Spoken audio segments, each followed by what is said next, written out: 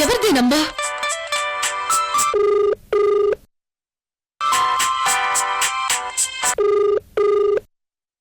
మనది ఉమ్మడి కుటుంబం. కష్టం సుఖం ఏదైనా పంచుకోవాలయ్యా. మీ అత్తగారు తీసుకున్న నిర్ణయం తప్పని మీకు తెలుసు. ఆ భగవంతుడికి ముందే తెలుసు. తప్పు చేస్తున్న వాళ్ళు డెఫినెట్గా జారుడు బండ మీద నుంచి జారి పడతారు. ఆ రోజు నిజం ఖచ్చితంగా మీ అత్తగారికి తెలుస్తుంది.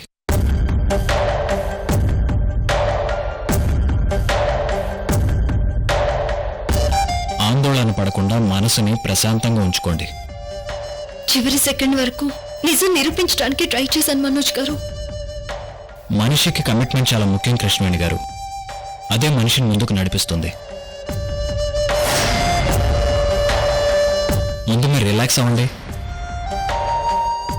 థ్యాంక్ యూ మనోజ్ గారు.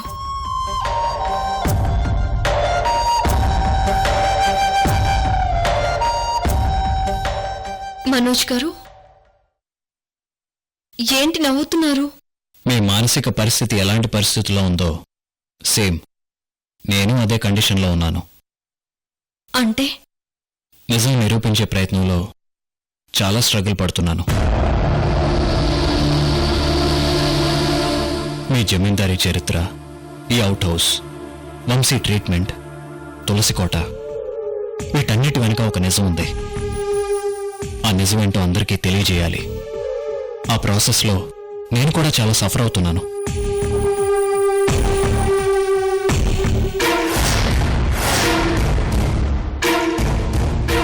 వంశీ ట్రీట్మెంట్ కోసం నేను ఇలాంటి ట్రావెల్ చేస్తానని నేనెప్పుడూ ఎక్స్పెక్ట్ చేయలేదు.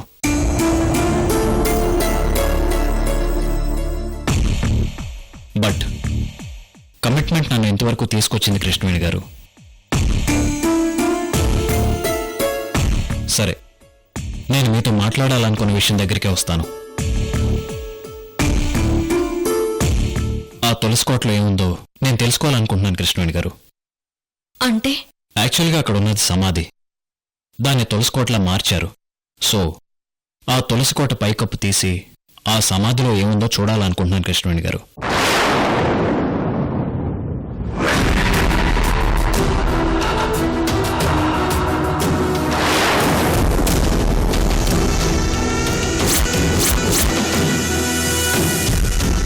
ఈ రోజు రాత్రి ఆ సమాధిని తవ్వాలనుకుంటున్నాను.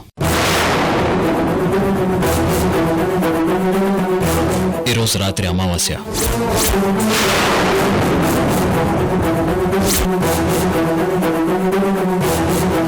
అర్ధరాత్రి 12 గంటలకి నేనొక్కనే వచ్చి సమాధిని తవ్వబోతున్నాను.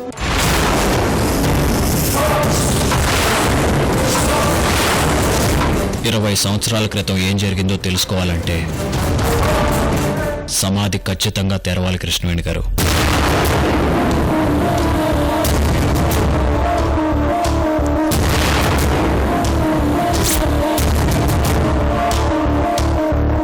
ఆ సమాధి సీక్రెట్ ఏంటో తెలిస్తేనే మనందరి ప్రశ్నలకు జవాబులు దొరుకుతాయి.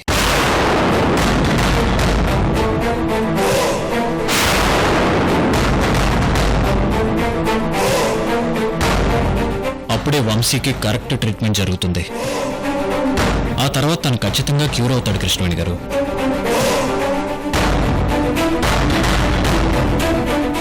ఈ విషయం చెప్దామని నేను మీకు అర్జెంటుగా కాల్ చేసి కలిసింది. మనోజ్ గారు, ఈరోజు అమావాస్య. అవును కృష్ణవేణి గారు. మనోజ్ గారు, ఆ తులసి కోట ఓపెన్ చేసే విషయంలో ఒకసారి మేడం పర్మిషన్ తీసుకుంటే మంచిదేమో. ఆవిడ పర్మిషన్ ఇవ్వరు కృష్ణవేణి గారు.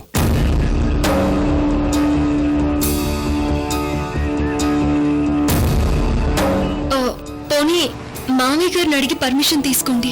నేను ఆ విషయం కూడా ఆలోచించాను. ఒకవేళ సృజన్ గారిని అడిగితే తను ఖచ్చితంగా రత్నప్రభు గారి సజెషన్ తీసుకోమంటారు.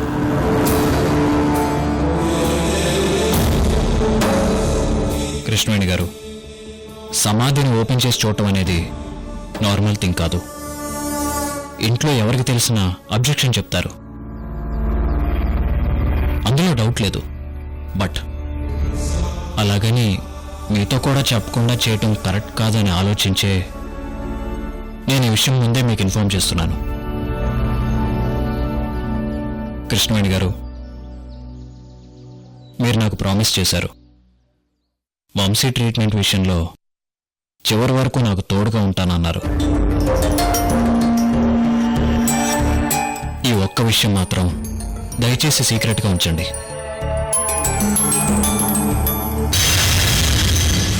సమాధి ఓపెన్ అయితే వంశీ క్యూర్ అవుతాడన్న కాన్ఫిడెన్స్ నాకుంది.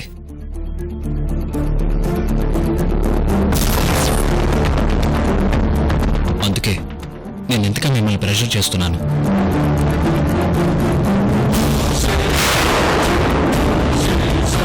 లోకే విధిర్విజీవస్య జన్మ మృత్యుం జరాధికం దేశాయ మధ్యే స్థివిర్యాస్తి తత్రం రంగేత్ నాటకం. ఫైనల్గా మీకు ఇష్టం లేకపోతే మాత్రం నేను ఆ తులసికోట జోలికి వెళ్ళను.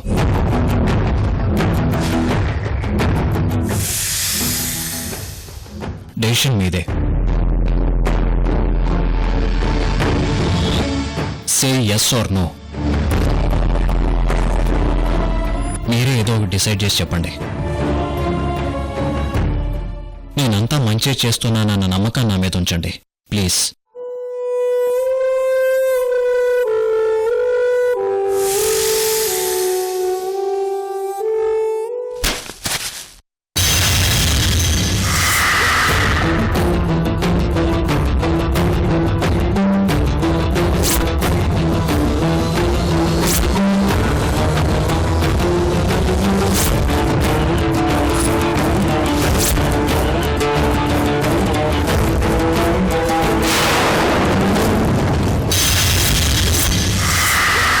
ఎండిన కొబ్బరి చెట్టు రమ్మ సమాధి మీద పడింది కృష్ణవేణి గారు.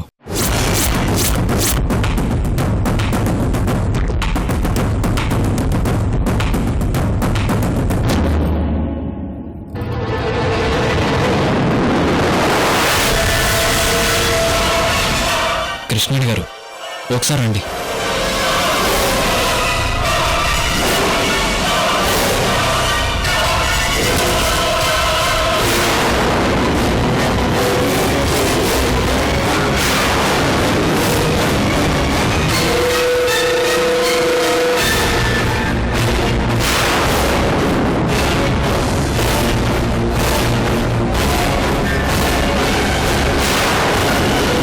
మనోజ్ గారు, సమాధిలో నుంచి రక్తం వస్తుందేంటి? అసలు రక్తం ఎవరిది? సమాధిలో నుంచి రావడం ఏంటి? మీ ప్రశ్నకి సమాధానం మీ దగ్గరే ఉంది. మీరింకా ఎస్ ఆర్ నో చెప్పలేదు.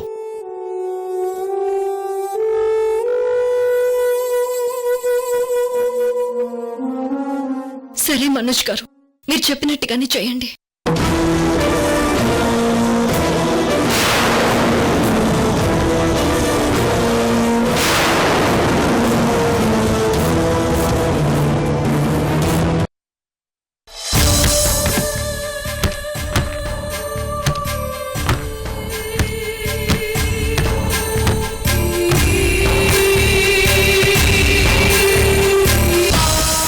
ఈ శ్రావణ మాసంలోనైనా వాళ్ళిద్దరి సంగమం జరిగినా చాలు.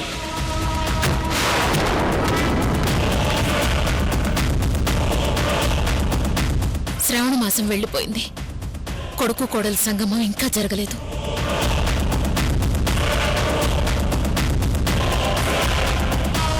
వాళ్ళిద్దరి శోభనం జరగాలి. ఒకవేళ జరగకపోతే నీకు నీ కుటుంబానికి వినాశనం తప్పదు. నాకు నా కుటుంబానికి ఎలాంటి చెడు జరగబోతోంది? ఆ చెడు చేసేవారెవరు?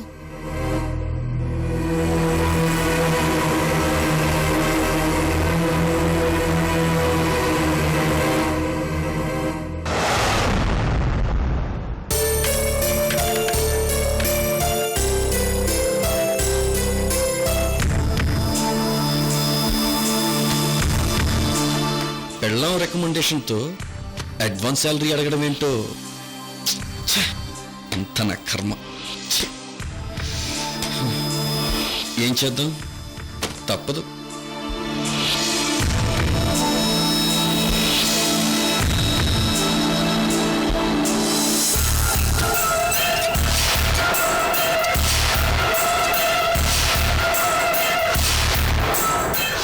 పెళ్ళంతో రికమెండేషన్ ఏంట్రా పనికి మళ్ళీ వెధవాని 2 తిట్లు తిట్టి ఆ తర్వాత అమౌంట్ శాంక్షన్ చేస్తాడేమో. సరే, ఏమైనా తప్పదు.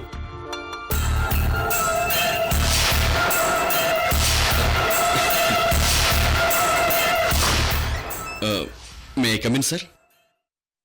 రారా Veerabhadram, please sit. Thank you sir. Sir ఏంటి వీరభద్రం, శశిధర్ గారని పిలువు చాలు. ఇంకేంటి విశేషాలు? శశిధర్ గారు, అది కొంచెం ఇబ్బందిగా ఉంది. ఏంటి, ఉద్యోగమా? ఆ, కాదు సార్, ఫ్యామిలీ, పిల్లలు, ఖర్చులుంటాయి కదా. ఏంటి, డబ్బులేమైనా కావాలా? అవును శశిధర్ గారు, అడ్వాన్స్గా కొంత ఇస్తే నెల నెల కటింగ్ చేసుకోండి సార్. మీరు మరీ ఇంతగా అడగాల?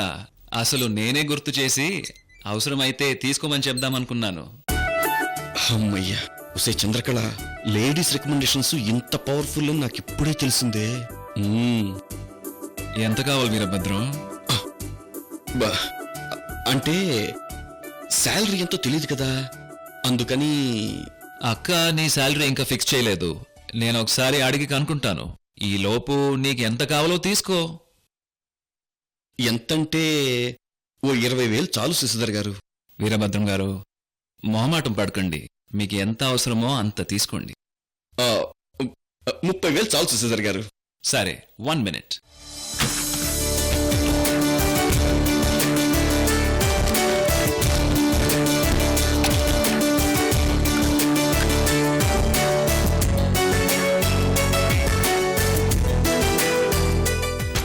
వౌచర్ పైన సైన్ చేయండి.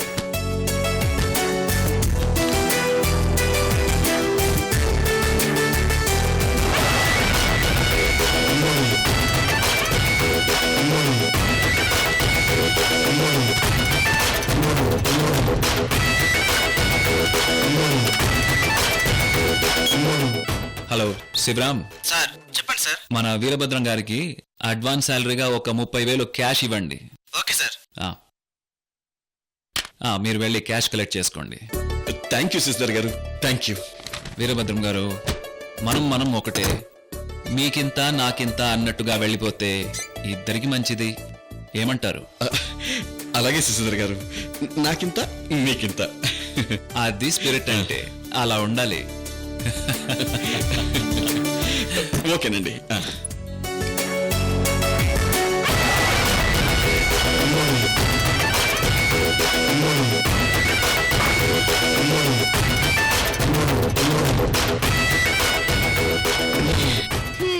ఏంటి శశి, మన ప్లాన్ వర్కౌట్ అయిందా? జస్ట్ ఇప్పుడే ఫినిష్ చేశాను. కూర్చో. వౌచర్ పైన సైన్ చేశాడు. అమౌంట్ ఎంత తీసుకున్నాడు? 30,000 మయూరి. పక్కన ఓ 0 పెడితే 3 లక్షలు అవుతాయనుకుంటాను.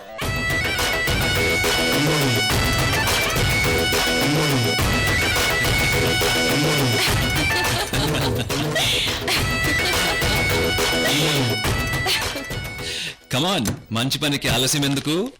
కానివ్వు మయూరి.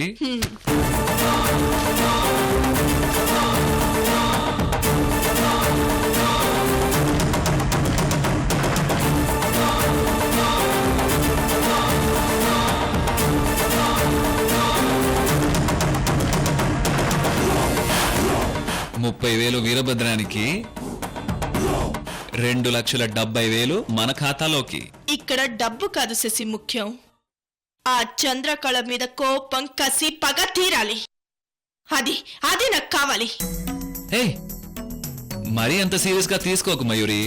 అయ్యో లేదు శశి, కృష్ణవేణి పెళ్లి సీక్రెట్ చెప్తానని నాతో లక్షల రూపాయల శారీలు కొనిపించుకుంది చంద్రకళ. అయ్యో, ఆ షాపింగ్ ఇన్సిడెంట్ ఇంకా మర్చిపోలేదా? ఎలా మర్చిపోతాను శశి? నేను శారీ కట్టుకున్నప్పుడల్లా ఆ చంద్రకళ దగ్గర మోసపోయినని గుర్తొస్తుంది. ఆ క్షణం అవమానంతో దహించుకుపోతాను తెలుసా? పోన్లే, ఇప్పుడుకైనా నీ పగ తీరింది కదా. Relax relax.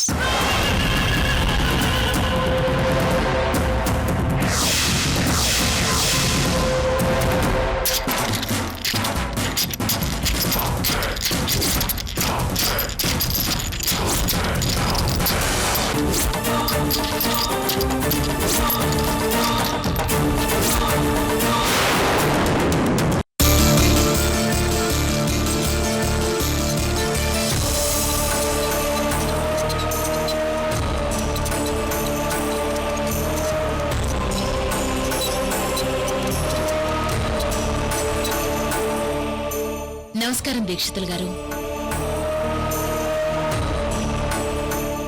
నమస్కారం రత్నప్రభ గారు.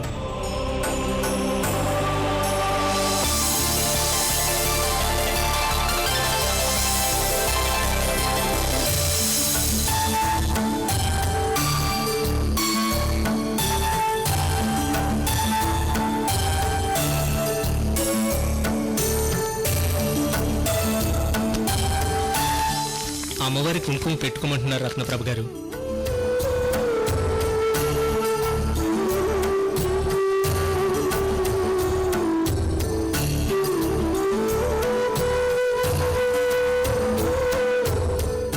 దీక్షితులు గారు, మీ ఆరోగ్యం ఎలా ఉంది?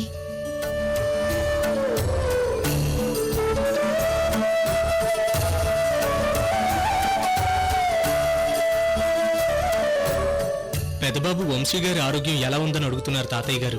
పెళ్ళయ్యాక కొంత మంచి మార్పు వచ్చింది దీక్షితులు గారు. చిన్నబ్బాయి అరవింద్ ఒక అమ్మాయిని ప్రేమించి ఇంటికి తీసుకొచ్చాడు. తన్నే పెళ్లి చేసుకుంటానంటున్నాడు. పెద్దగా అబ్జెక్షన్ చెప్పకుండానే ఒప్పుకున్నాం. మీరు మంచి ముహూర్తం చూసి చెప్తే ఆ రోజే నిశ్చితార్థం పెట్టుకుంటాం దీక్షితులు గారు.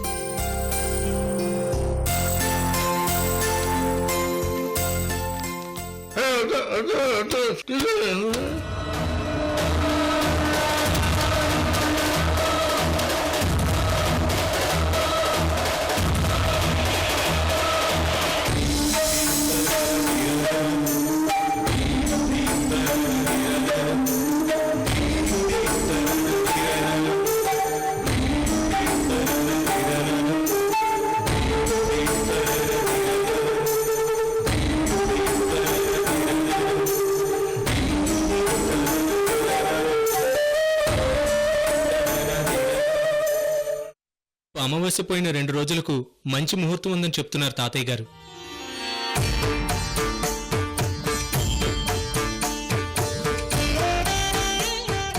అబ్బాయి జాతకం ప్రకారం అది మంచి ముహూర్తం. అలాగే దీక్షితులు గారు.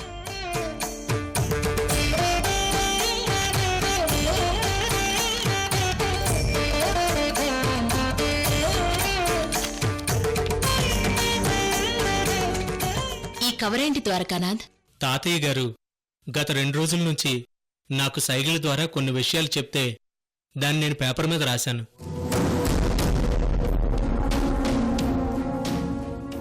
మీరు టెన్షన్ పడకుండా మేం వెళ్ళిపోయాక కవర్ తీసి చదువుకోండి.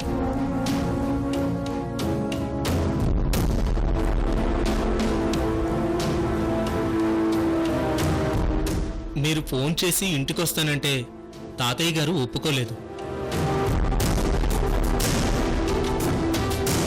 ముఖ్యమైన విషయం ఉంది, మనమే వెళ్దాం అన్నారు. దీక్షితులు గారు, తరతరాలుగా మా కుటుంబం మా వంశం బాగోగులు కోరుకుంటూ మమ్మల్ని ఎప్పటికప్పుడు ఆపదల నుంచి కాపాడుతూ వస్తున్నారు. మీ రుణం ఎప్పటికీ తీర్చుకోలేం. దీక్షితులు గారు, మీరేదైనా పలహారం స్వీకరిస్తారా? తాతయ్య గారు మీ కుటుంబ క్షేమం కోసం 2 రోజుల నుంచి ఉపవాస దీక్షలు చేస్తున్నారు. ఏమీ ముట్టుకోరు.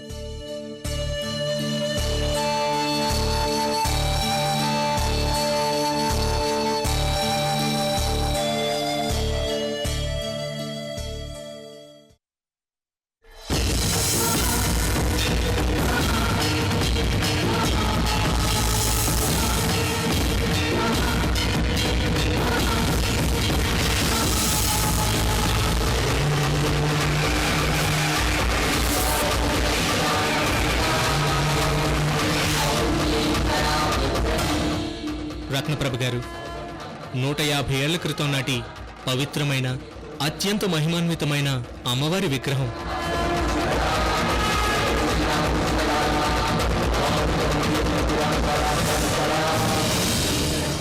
150 ఏళ్ల క్రితం మా తాత ముత్తాతలకు మీ జమీందారీ తాత ముత్తాతలు అమ్మవారి విగ్రహాన్ని కానుగ్గా ఇచ్చారని తాతగారు చెప్పారు.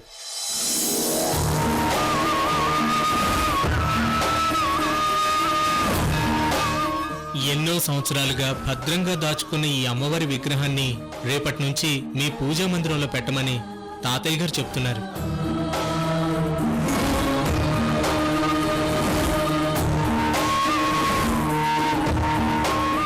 ఈ విగ్రహాన్ని మీ ఇంటి కోడలు కృష్ణవేణి గారి చేతుల మీదుగా పూజా మందిరంలో పెట్టాలని తాతగారు చెప్పారు.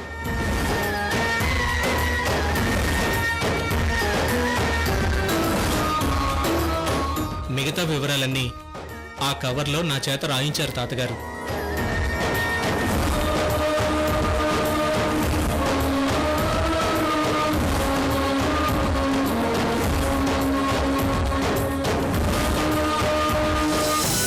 ఇంట్లో ఎవరికి తెలియకుండా నేను మనోజ్ గారు ఒక నిర్ణయం తీసుకున్నాం. ఏంటమ్మా అది? ఎంత పెద్ద తప్పు చేశావమ్మా?